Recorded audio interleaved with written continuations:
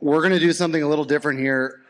We're all here because most of us want to acquire small businesses, and that's what SMB Law Group helps clients do, acquire businesses. But it is itself a startup, ironically. So we'll go back a little bit. First off, you're the cowboy of the group, right? The cowboy? What do you mean the cowboy? You're the cowboy. I don't think I can. Took me 20 minutes to get this hat positioned properly where I didn't feel insecure, Sam, and now you're. Here we go. By the way, this is super interactive, so if you want to cut me off at any time, please raise your hand. Lisa's saying no. She just vetoed the cowboy hat. So here we go. There's gonna be pictures taken. My mom's gonna see this. You know. All right, so let's start with this. Where were you guys 12 months ago in your careers? I was actually in the shower thinking about quitting the the largest and most prestigious M&A law firm, arguably in the world, to service crazy people off of Twitter that are buying everything they can get their hands on. I'm looking at you, Jake Wakely, wherever you are, and laughing and thinking, this may be the dumbest thing a lawyer has ever done. And here we are 12 months later. Where were you, Kev? I was working a corporate job, planning to launch this law firm not 12 months ago, but 10 months ago, when I was getting emails from my corporate job saying, hey, by the way, return to work starting May 1st, 3 days a week in the office. And I called these guys and I was like, hey, remember that July 1st launch date? Turn in my 2 weeks notice tomorrow because I'm not doing that shit. So yeah, I was in the corporate world. I had left Big Law after a decade, spent a few years through COVID in the corporate world, decided I hated that, you know, almost as much as I hated Big Law. And here we are, yeah. What about you, Sam? I don't remember. When did you, so you left Big Law, you started at Foley and Lardner in Tampa doing M&A. Yeah, so I was a lawyer helping mostly business owners sell and cash out. This was in 2016. And I said, God, it's so much easier to just sell a business and be rich than to be a lawyer. So I should go buy a business. And I got very lucky. I took a year and a half, bought a couple businesses, but the pain I experienced in being a client of a law firm was kind of how we started the structure of our relationship with our clients, which is if you're a buyer of a small business and you are going to hire a lawyer to pay them hourly, what is your bill going to be when you close? No idea. And who's bought a business? Who like bought a business? Does anybody remember what were your deal fees when you closed it? Derek, what were your deal fees? You recall? First deal was $250,000. Second deal was self-funded, so that was only $35,000. Oh, okay. So you wrote that thread on legal fees earlier, and I was like, man, I got to figure out a way to bury this in the algorithm. But let me ask you this: how did that compare to what you thought it was going to be? Your first, I'm talking your first one going into the deal. First one, I was shocked. Yeah. And second one, I was, maybe because I anchored on that, it was like 35 grand. I was like, he was happy with his lawyer. We charged $34.99, just if anybody's wondering, for all deals. That's $34,999. Please, thank you. So all the way back to 12 months ago, we put the firm together to try and be a solution to all of us in the room that are buying businesses.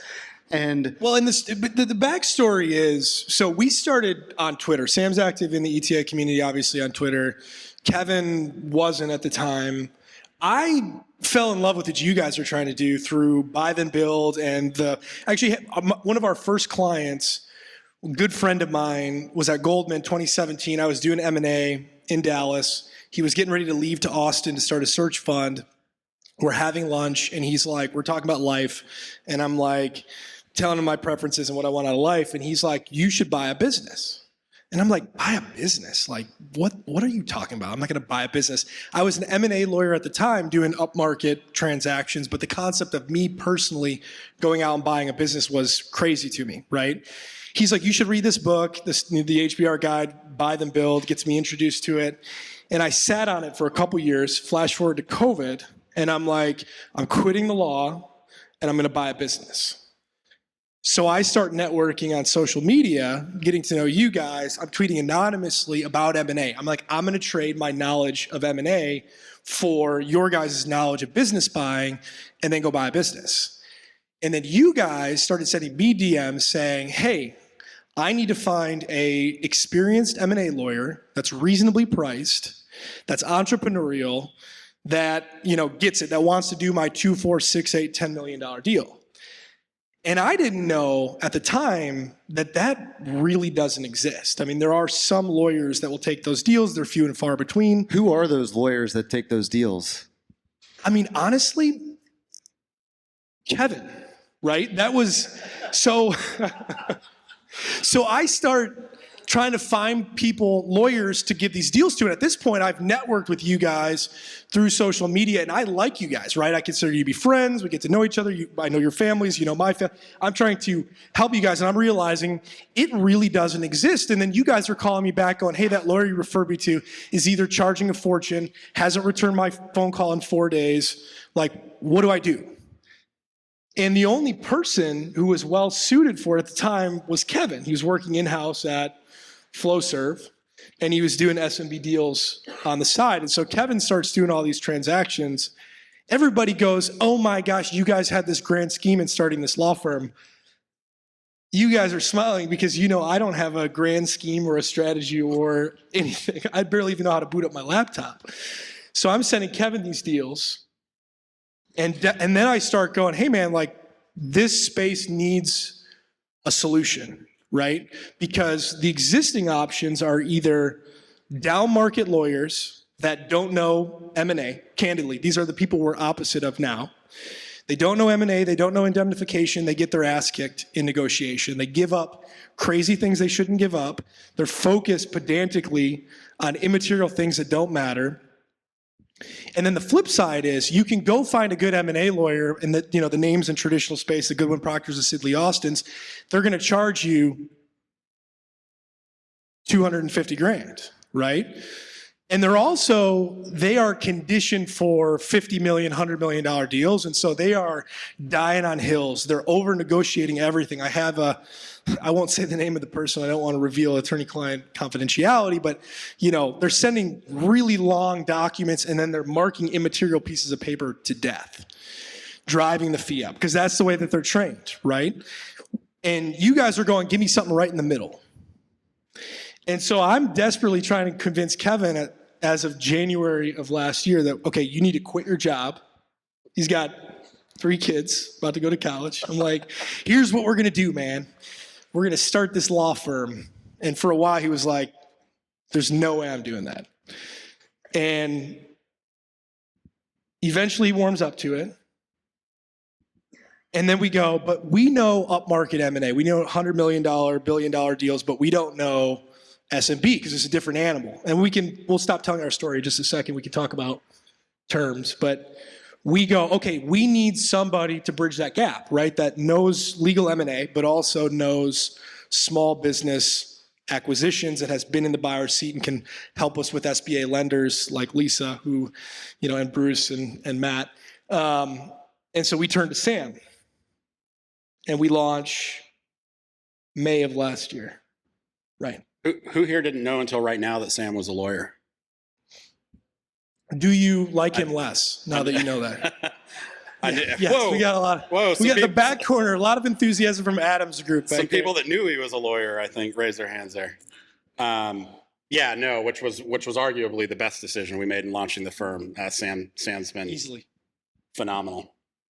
So, but back to why we're here, which is to try and help our friends out there see what's in the market for terms right now. We closed 28 deals in 6 months last year, and we're probably at that number already this year. Where's David, our chief of staff? Where are we at, David? Give us the KPIs. How many deals have we done this year? He left. He's responding. He's gone. He's Okay. responding to your emails. He's keeping the trains on the track, so that's good, actually. That was a test. So other than maybe the Q of E community and the lending community, we get a really cool view at what is actually closing out there these days. And so whatever you guys want to know, please ask. But our average deal is probably in the $5 to $6 million purchase price range. It is usually with an SBA loan. Usually the SBA loan is going to represent 80% of the purchase price. Usually there's 5 to 15% of the purchase price is in a seller note, and the balance is in equity. And even though that sounds simple, that is a beautiful opportunity for all of us as buyers. We have 54 in process as of last Monday, so if that gives some context. Yeah. And appreciate the indulgence on our story. I think it's important because part of the purpose of the panel is to talk about, working with a lawyer, right? How to find a good lawyer.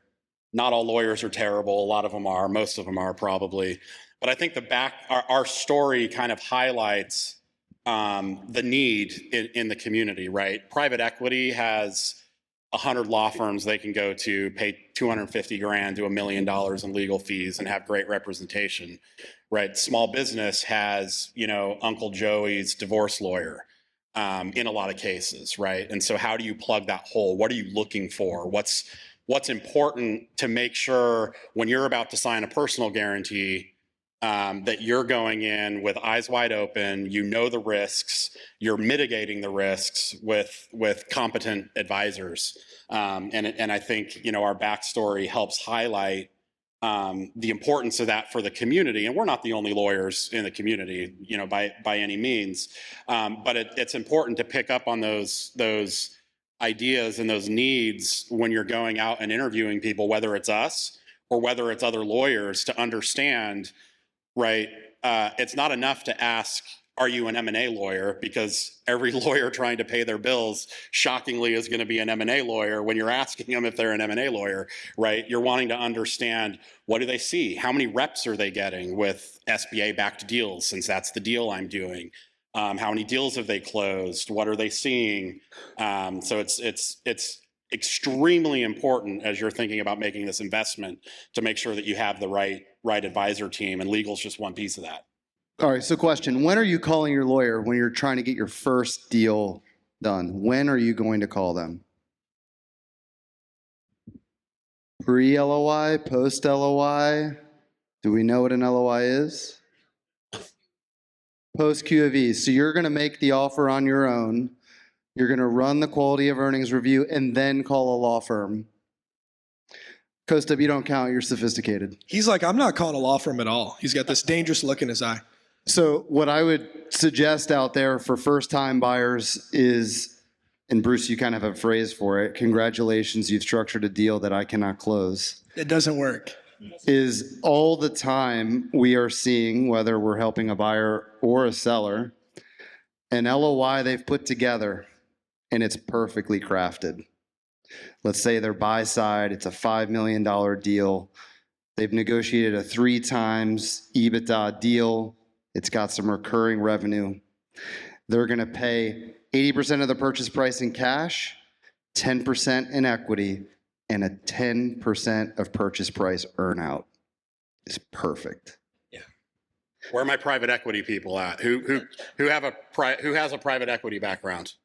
Don't be shy, right? There's a few in here. Like, I'll do Justin will do an earnout. Biggest culprits, not to single anyone out, right? Because how common is that? Some rollover equity, some earnout. What's wrong with that? Right. It's because in most cases we're using an SBA loan. The SOP says you can't do an earnout. Until maybe this new SOP comes out, you can't have rollover equity. And all the time, we're handed this LOI from the searcher that says this is a slam dunk, and we have to send them back to a seller and the broker to renegotiate that deal. What happens on that deal? Dead as a doornail.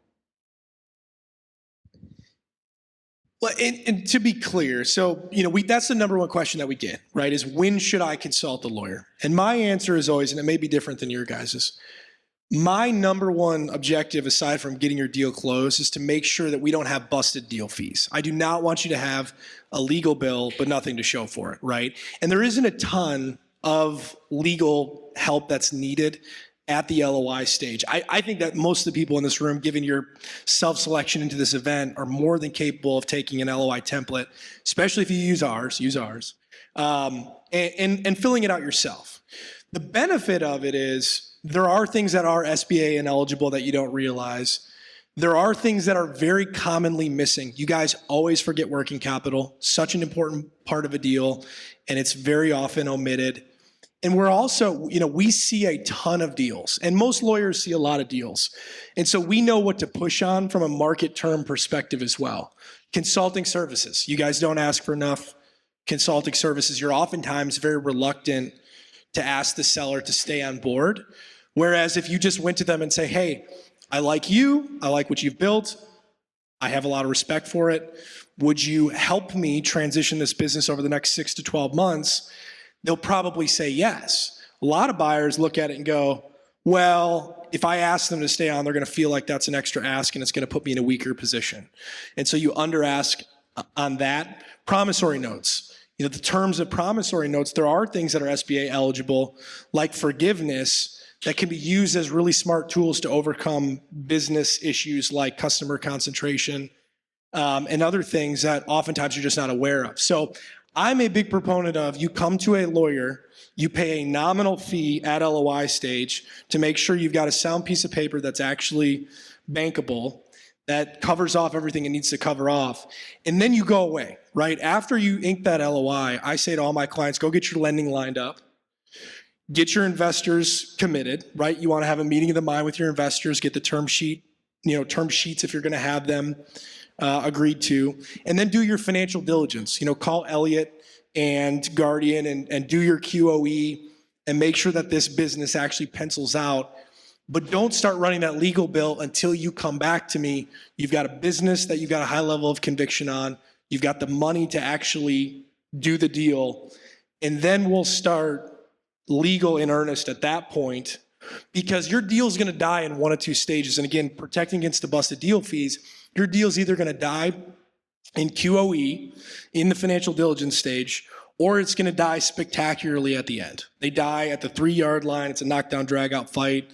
And oftentimes, it's over something that, frankly, should have been covered off in QOE early in the process. This is why I'm such a big advocate for QOE, because I think it smokes out a lot of the stuff that kills deals at the end.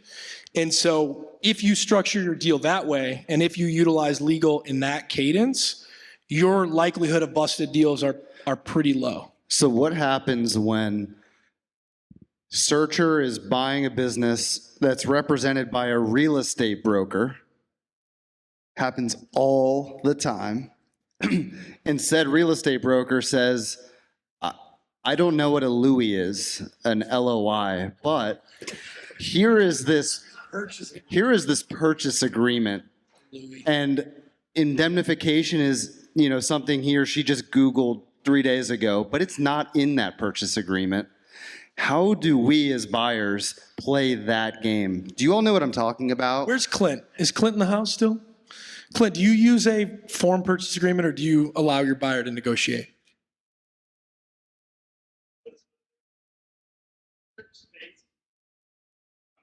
Florida, yeah.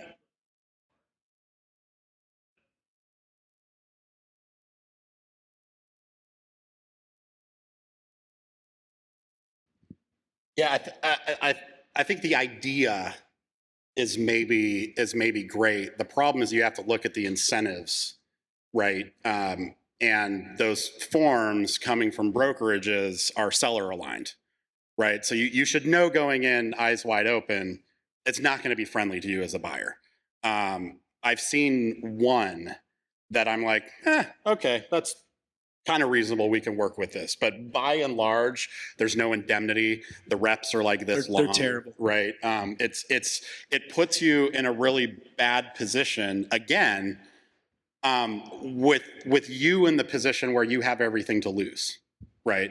If you don't have indemnity and you have shitty reps and you wire $5 million and something turns out to not be right here, you know, yeah, you've got diligence, but you're at a significant information asymmetry with the seller, right? They know this business inside and out. You're learning it on paper and in a couple of meetings, right? That's helpful, but there's only so much you can know, and you're in the position of having to lose everything, right? If something's wrong here. I just had a buyer that Sam knows very well walk away from a deal this last week, and straight up on the call told the seller and broker, like, I get it. I don't necessarily think you're being unreasonable, but this is the line I've drawn. And if this turns out to be wrong, I lose everything, right? And you know, on the other hand, you stand to lose nothing, right? You've walked away with 90% of your purchase price. And that was a line he had to draw, and ended up walking away from the deal over it. And so you have to kind of know as a buyer what those lines are. You know, we get buyers occasionally that are willing to play ball with the you know, the form purchase agreements. It drives me crazy. It drives Eric crazy. We do the best we can, but you know, we have other buyers that's a non-starter, right? And to Matt and Justin's discussion this morning, if you've got a good pipeline and they want to force a shitty agreement on you, they want money to go hard in 14 days on a, you know, $250,000 deposit, and, you know, et cetera, et cetera. You know, some buyers don't want to play ball, move to the next one in the pipeline. And you're probably, you know, you might not like me saying this, but I don't. He doesn't. He usually doesn't. Actually, I don't even need to say that anymore. I just know Kevin's not going to like it. But we also are not deal killing lawyers, right? Like, we get the objective that you guys have laid out, which is tell us what we need to know, get the hell out of the way, right? And oftentimes, particularly on the little deals, the pre-baked form isn't the worst thing in the world. If it simplifies the deal, gets it done. It is not in the buyer's favor, but sometimes we have to do it. I had a really good deal that closed 3-4 months ago from a buyer on the Texas form. Is there a Texas form, Clint? It was a form from a Texas broker. And it was a really good deal, and he was a sophisticated guy. He had bought and successfully operated another business, and he was like, listen, Eric, I get that this sucks. I get that the broker is, you know, not your favorite person, but we need to do what we can with this, and we need to get the deal done because I really want this business. And that's what we did. And so it's not always ideal, but to your original question, you've got the real estate broker, which, harkening back to Clint's presentation, a lot of these brokers don't understand M&A. They don't do a ton of deals, and so they're going to conflate it with real estate, right? Earnest money deposits, due diligence, time frames, money going hard, things that don't make sense in M&A. We oftentimes have to deal with it, right? And be practical and make sure we protect our clients and make sure that things like earnest money, like, I hate it, it makes no sense in M&A. Sometimes you have to pay it. We just have to make sure it's fully refundable no matter what happens. There are red lines there. So that you can do what Justin and Matt suggested earlier, which is you can walk away. And too often, first-time buyers will structure a deal that they cannot afford to walk away from, and that is a nightmare. We see this all the time when you know, to go back to kind of what we're talking about here in hiring and working with lawyers. We see this all the time. Lawyers telling their clients, like, you shouldn't be doing this deal. Don't do this deal. This is terrible. Why are you agreeing to this term? Like, we're not putting this term in there. Like, that's fundamentally not our job, right? To Eric's point, our job. I've done it once in the last 6 months.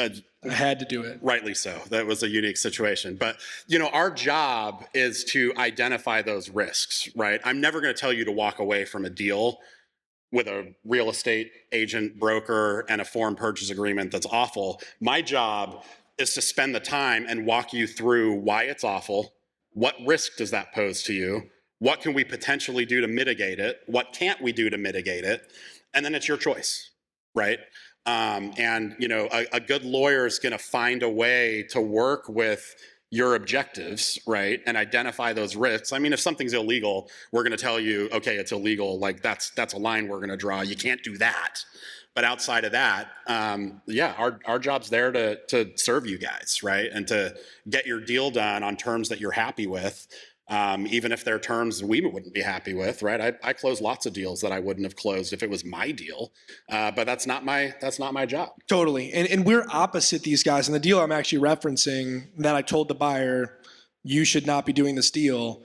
The reason I told him that is that seller's lawyer had hijacked the process so badly and had overcomplicated, over-lawyered. This deal had dragged on for, no exaggeration, guys, 3 months longer than it had to because the seller's lawyer had the entire process just jacked up.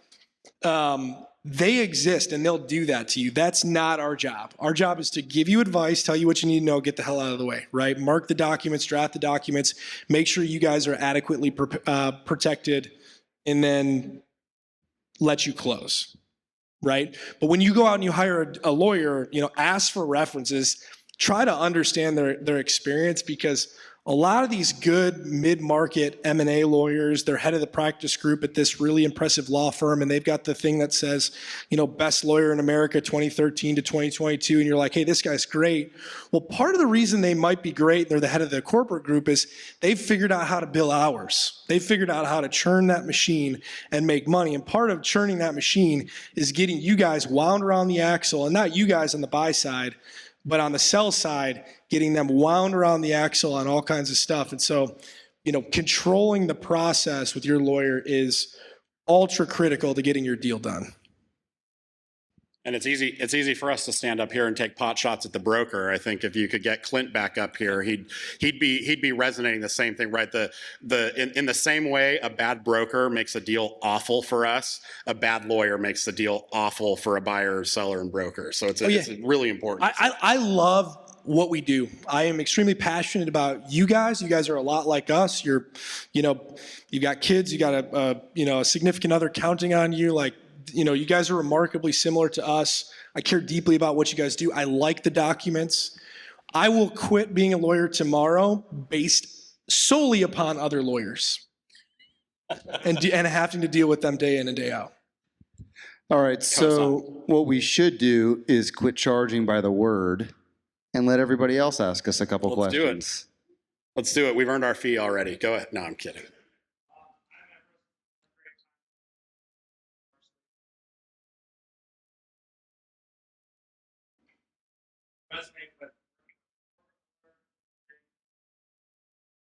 Yeah. Thank you. How do you determine which business to take on? Is it how do you determine deals? And with coming from Big Law, how are you educating Big Law associates coming to SMB Law? Or how is your education? Well, business evaluation, we don't do, right? We are lawyers. If I start getting in the neighborhood of telling you whether or not it's a good investment or a good business, again, I'm out over my skis and I need to understand my role. And, in terms of bridging we have added a number of Big Law lawyers. Jake, who you mentioned, joined our team. Jake did M&A and SMB for a long time, but we've added a few other folks that are Big Law lawyers. It's different, right? And the incentives are different, and you guys are different. And so we need smart people who've done these deals to give them context. And that's why we went out and got Sam when we started, because we recognize exactly. Yeah, so a couple things. One is when you're in Big Law as a lawyer, or maybe even private equity as an investor, you get taught a lot of habits that are hard to break when you come down to SMB. You have severe risk aversion. You have this expectation that financials are going to be perfection. And then you go see these upside down copies of the QuickBooks printouts, and it's like the balance sheet is not even close to balancing. That's the business we're in now. So from what do we look for? We want Big Law quality lawyers who can play this game. It's a different game. And then to your first question about who do we look for maybe in clients or deals that we want to take on, it is a fact of small business buying that you have to see and do a lot of opportunities to get closed deals. So it just so happens that we have to help a lot of people try to get a deal signed up at our LOI to actually get to a closing. And just a lot of deals die at LOI stage. So we've built the business around that to be able to help a lot of you submit a lot of LOIs, knowing that what Justin said earlier is 1 out of 4, 1 out of 3 LOIs you submit might get signed.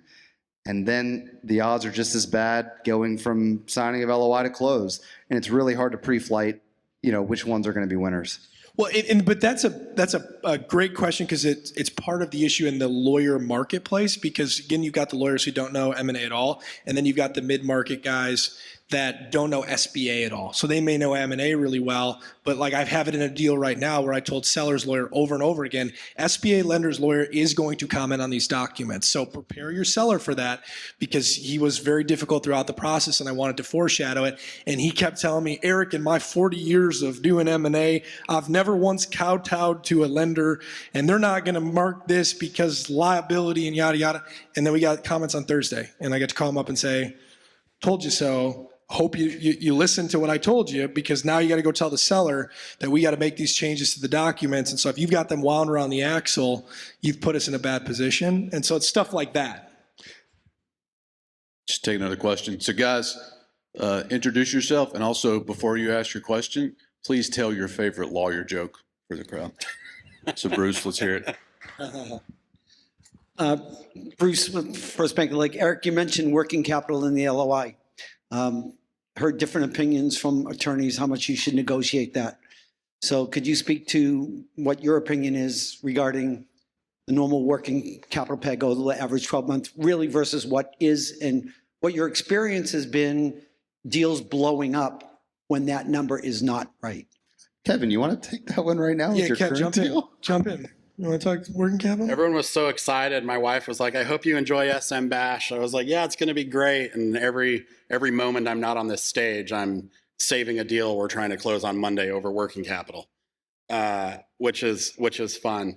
The problem, so there are differing schools of thought here, right? In how much you want to get into this in the LOI and things, again, we're risk mitigators, right? Our school of thought is anything that's going to be a deal breaker, you want to be as upfront as possible about. And one of the bigger issues, particularly with a space, to get back to Sam's point, right? You look at a QBO file and you can't make heads or tails of it, right? Because nobody knows what they're doing. 90% of the time, they have no idea, even like you say, net working capital. And it's like, what does that mean, right? It's the capital that's working for you. That's right, exactly. The more you hide the ball or don't address it or kick the can down the road, the more likely you're going to end up the Friday before closing your deal arguing over what the right working capital is, because there's a fundamental disagreement on how much working capital should be in this business. And no matter how much we can say along the deal process, guys, you got to talk about the target working capital. Yeah, that's in process. And then inevitably we get to the closing date and we're off by almost $2 million, right? $2 million kills deals, right? $20,000 can be rounding error and you can work through it. $2 million kills deals, right? And anybody who says that working capital is not a purchase price negotiation has never bought a business and negotiated working capital. Well, but you got to be practical about it, though, right? Because I think one of my favorite buyers in the room, Mike Bakken, said he had a seller once say to him, working capital sounds like a you problem, right? Well, it's not a you problem. It's a purchase price problem, right? And so, yes, Mr. Seller, you may be unsophisticated, and even though you know that your business needs a certain amount of cash and AR to operate and pay payroll and whatever else on a normalized basis, you may not care to give that to me in the deal. But if you're not going to give it to me, I need to adjust the purchase price or at least account for it in some capacity, because I cannot buy a business that does not have working capital, because 2 weeks after closing, I got to make payroll, right? And working capital, I struggle with working capital so much because it's so simple, right? It's just another asset of the business. If you run a towing company and the seller wants to leave with the tow trucks, you can't run that business after closing. You got to go buy tow trucks, right? That is a purchase price adjustment. If the seller leaves with that asset, that cash, or AR or whatever liquidity to run the business. You can't run the business after closing. You got to go get it. Your purchase just became more expensive. So it's not that complicated. So it definitely should be addressed in some capacity up front. But I will finish that off saying it's strategy too, because I've had conversations with buyers like, hey, if you know you need working capital, you're not putting it in your LOI, this is a risk. And the buyer very methodically understanding the risk, but also understanding the parties. I got a real estate agent broker that doesn't know what the hell I'm talking about when I say net working capital. My seller is super unsophisticated. He has no idea what it is. Like, I realize it's a risk, but I got to do this step by step, right? So there's strategy. It's not to say you're an insane person, walk away from the deal if you aren't negotiating working capital up front. Just understand that's a risk, right? Those are things that kill deals. And so it's a calculated risk if you're not addressing these things in the LOI, whether it's a specific number of how much working capital I need, whether it's a qualitative description of at closing, we're going to need this, but we're going to figure out what that number is based on A, B, and C. However you want to address it, the more you can get in front of it, the more likely you're getting to the closing table. Right here, right here. Nice try, Lisa. Jim Cragen. So I'll start. I'll take him up. I'll tell my lawyer joke. What's the difference between a catfish and a lawyer? One is a scum-sucking bottom feeder, and the other is just a fish. You read that on Twitter today. Yes, I think didn't Patrick Dichter tweet that? Was that Patrick? That was Bradford, I think. Oh, Brad. Did it? I did that. It's not an original. I didn't read it on Twitter. I don't know. Next question. There's my lame dad joke for the day. So, how do you guys take, how do you take your middle market experience and take what's, could be a 100-page legal contract and some of these $100 million deals and not dumb that down, but take it to the right level where you've got a 20 or 30-page contract and you're dealing with potentially unsophisticated sellers or potentially unsophisticated lawyers in that space. How do you right size it where you're still protecting your client's interest, but also, making it appropriately sized to deal with those smaller deals? Yeah, and I think we'll try to go faster with these answers just because there was a lot of questions, so we'll try to get through. My answer is short. Simple but deadly, right? We have created documents that are simple, but are very effective and very deadly in the places that they need to be. Indemnification. We are dumb like a fox on the buy side. We control the process, right? So as the buyer, you guys are entitled to your paper. Back to our form discussion. You guys need to forget all the mid-market stuff that with caps, baskets, deductibles, indemnity this, fundamental that, and you need to hit them with really aggressive, simple terms, and then let them walk them back from there, because I'll tell you 60 to 70% of the time they've hired lawyer A who doesn't know M&A at all, and you get that stuff. And if you've over-negotiated it based on your mid-market private equity experience, you're not getting as good of terms as you could have otherwise gotten. And meanwhile, seller looks at your short document and goes, these guys are being reasonable.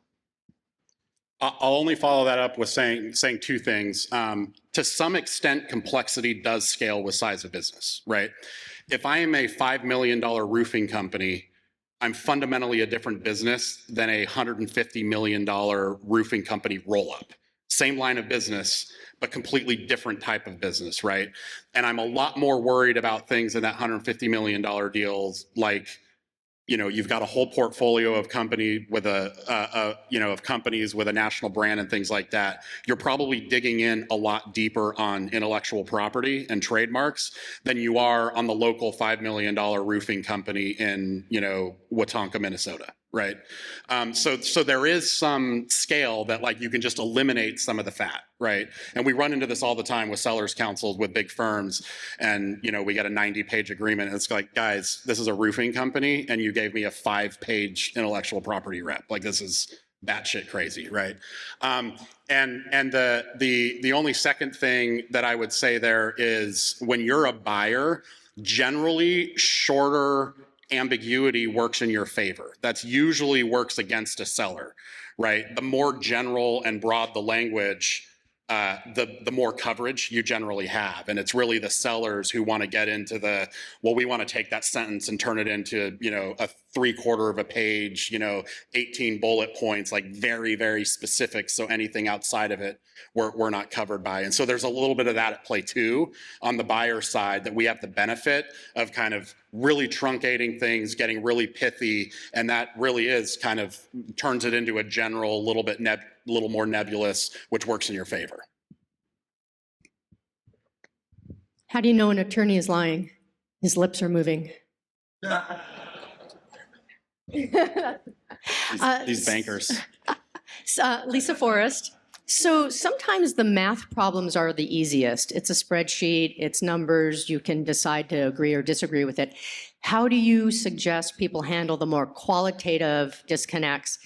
You find out a week before closing when you can finally meet the employees and they tell you, oh no, the seller's doing all of that. Or you find out there's a more kind of qualitative issue that comes up. How do you put that stuff in the LOI to protect you for more qualitative aspects that come up down the road? I have no earthly idea. I mean, at the end of the day, a lot of this stuff is about, these are not easy answers to any of this. And I think that's your takeaway, which is to say you need to look at a lot of businesses to even start understanding what is important to you.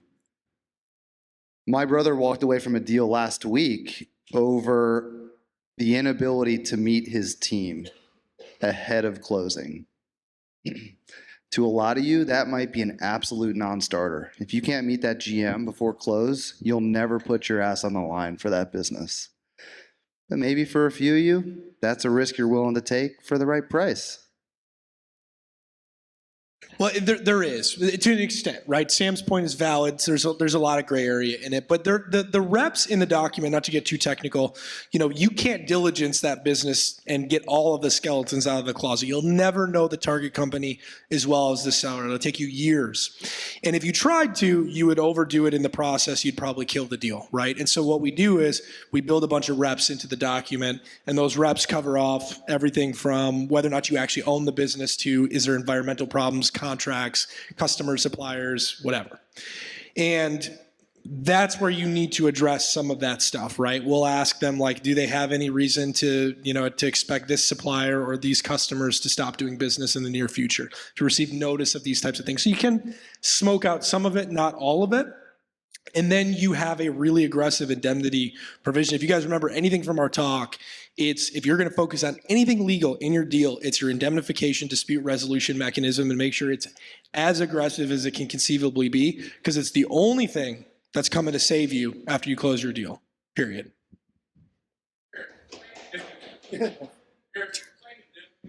Yeah, indemnification is a contractual dispute resolution mechanism, right? So in the document, in your purchase agreement, you're going to have them make a bunch of statements about the business, a bunch of reps, right? They're going to say all the things I just said.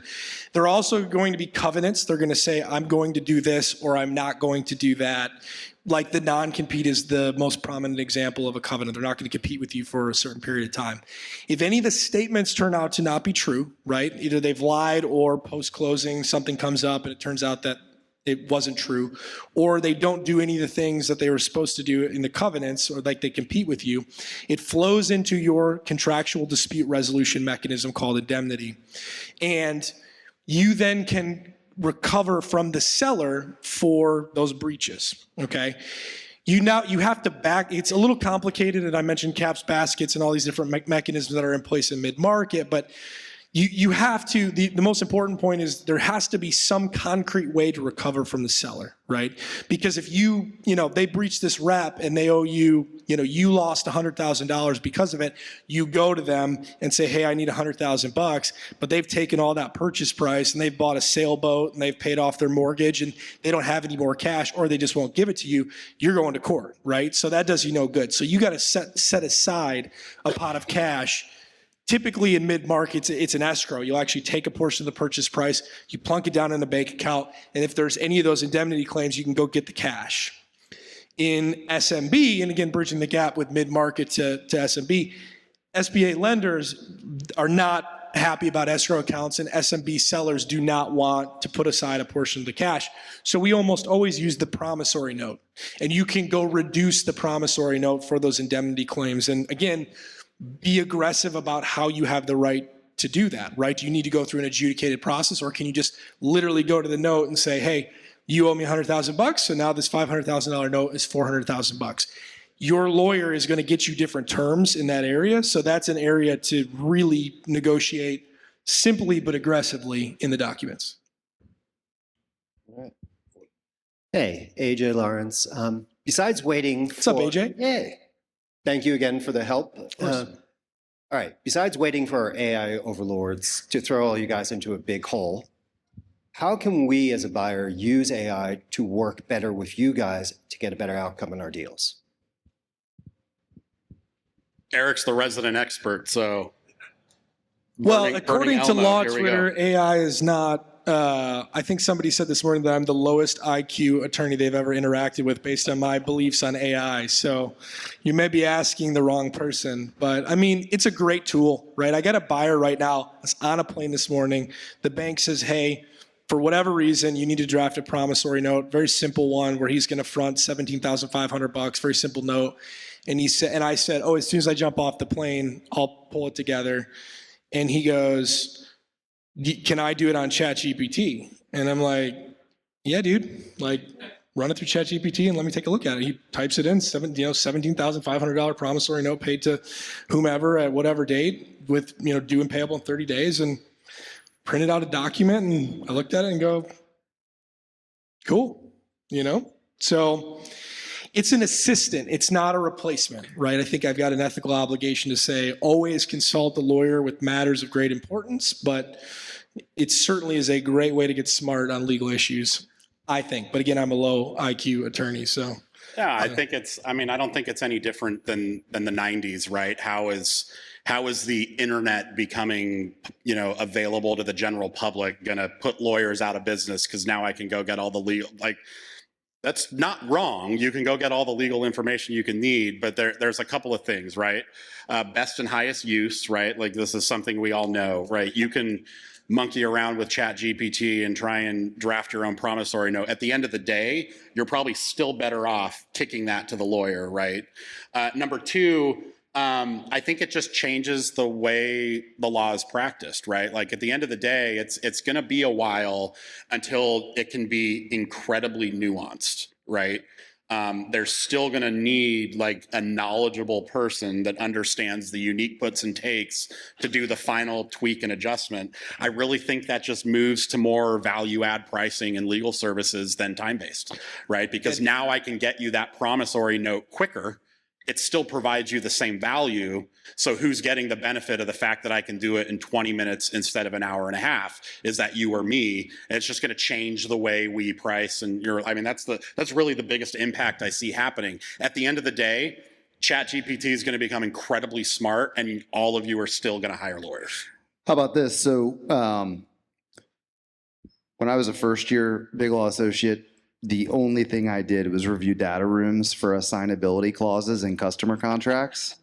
Yeah, there's a software program called Kira now that pulls them all out. Exactly. So even as of last year in Big Law, like AI is already identifying all that stuff. And it was funny because I was sitting in a team meeting in my large law firm, and one of the first years rose her hand, Catherine Betts, and she goes, you know that there's this software that can help us with diligence to the head of the practice group. Kevin and I are at the large law firm at the time. And I wanted to be like, do you know what we do here? Like, what are you saying to this man right now? But it already exists. It's just like doctors, right? They're using AI to scan, for tumors that radiologists aren't catching with the naked eye. So it's like tech enabled for lawyers, which is scary and awesome. Yeah, it's a great way to get smart. It's a great assistant. I love it. I'm super excited for it. I think lawyers that aren't are going to be in for a world of hurt. Probably have time for one more. Right? What's our timing here? Hamilton Rucker, attorney from Houston. What's up, Hamilton? Potential searcher. How you doing, Eric? I had a question regarding post-close litigation. I've read previously that there's between 10 and 15% of the time litigation between sellers and buyers. Is that something that you're regularly seeing in your own practice on post-close deals? I'm going to give the same answer that Lisa and Bruce and Matt gave earlier. Our clients don't ever have litigation post-closing. Everything goes smoothly. There's no problems at all. So, That's not a guarantee of future past results. Sam probably has a better answer. Yeah, go ahead. I've seen it twice. So in my years in big law and then now. So we're early days too, right? And this litigation doesn't always come out early. Now here's another thing you want a good lawyer for is sort of that survival period and the promises that your seller owes to you. If it's short, well, you've got a short clock on figuring out if they're lying to you. You know what we do regularly see? We negotiate these purchase agreements. We're very clear we're buying all the assets. And we are very clear that if you want to exclude any assets from this purchase, that you need to tell us now. I highlight it, I bold it, I say note to draft, I emphasize it for their lawyer. And invariably we close, and then the buyer shows up on the job site and the seller's packing up the computer. And the buyer's like, what are you doing? Like, put the computer down. And she's like, no, this is my computer. Like, I'm taking it with me. It's got my grandkids' photos on it. And we're like, okay, well, you're going to buy us a new computer. You know, we're going to hit you for indemnity. And then I typically tell my buyers, stack those up, right? You got indemnification rights for 18 months or 5 years or whatever it is. No reason to piss her off now, you know. Let her take the computer, go buy a new one, keep the receipt. You know, we've had it with trucks, right? Trucks that are worn out. They didn't properly represent the condition of the trucks. Don't go make that indemnity claim on day 3. She's still got a relationship with the employees and the suppliers, and maybe you need her for transition services. Tally them all up, keep a nice file, and we'll go hit them for indemnity against the promissory note in 12 months or 18 months once she's out of the picture. So that's fairly common, but actual like knockdown, drag out conflicts, I don't know that I've. Yeah, I think that's probably at least part of what's at play there, and this is important for everyone to hear and take away. Again, a lot of this is risk analysis, and that's not to say that things don't go wrong and there's some things that go sideways. But at the end of the day, litigation takes time, it takes attention, it takes an emotional toll, and it costs a lot of money, right? And so a lot of the analysis, particularly in these smaller businesses, is what is the conflict, and does that rise to the level that we actually need to end up in litigation? I think in like the lower middle market, you probably see that a lot more. I'd be curious about the statistics. We are short lifespan as SMB Law Group, so maybe there's just not enough data points yet personally, but we haven't seen it in these smaller deals. I could see in the lower middle market where something goes wrong and it's, even a minor thing is wrong to the tune of 6 figures.